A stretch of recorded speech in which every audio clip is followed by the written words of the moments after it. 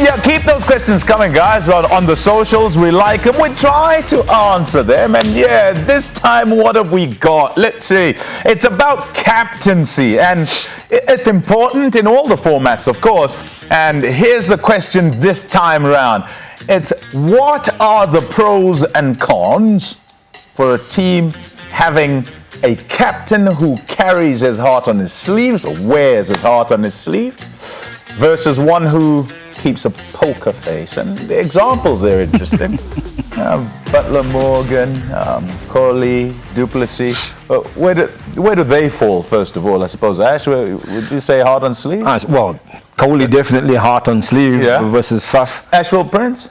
I'd say heart on sleeve. Yeah? Yeah. You'd say that? Okay. Well, and a bit of poker face. And a bit. I think the thing is that when you're a spectator, you have your preference of style of leadership. When it comes to leadership, everybody does it differently. All those guys have had success. They've all tasted success.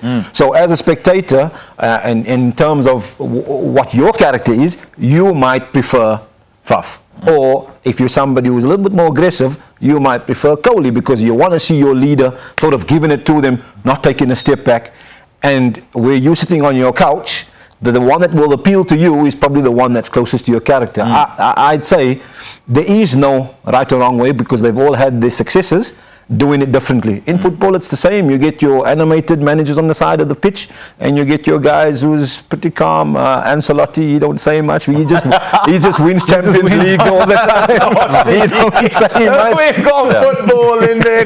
Come on, bowler. And it's, I think bowlers have to deal with captains more than batters have to, because when you're in the field, it's about what the captain wants, but it's also about what you want and trying to kind of blend that. So what kind of captain did you prefer? Heart on sleeve, poker face, what? Yeah, probably heart on sleeve, but I think for me it all boils down to having calmness. I think, as a bowler, you want to be clear, at the top of your markers. You don't want to come, captain come running to you and now giving you 5 different options, before you have to deliver the ball. And I've worked with a few that were exactly like that. I won't mention names. I know what you're saying. You want names. I won't mention names. No, I won't mention names.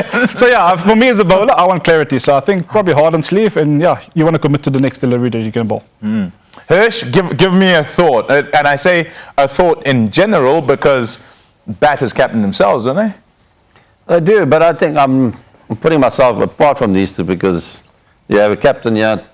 Did you captain? Nah. Never. But for me, as a player, I didn't mind too much whether the guy was, in your face like a Coley.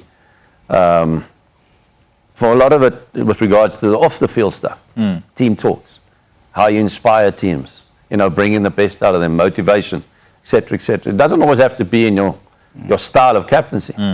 Those for me were more inspirational than what they actually did on the field. I mean, we go through the captains. Polly had his way of coaching, of captaining, very calm on the field.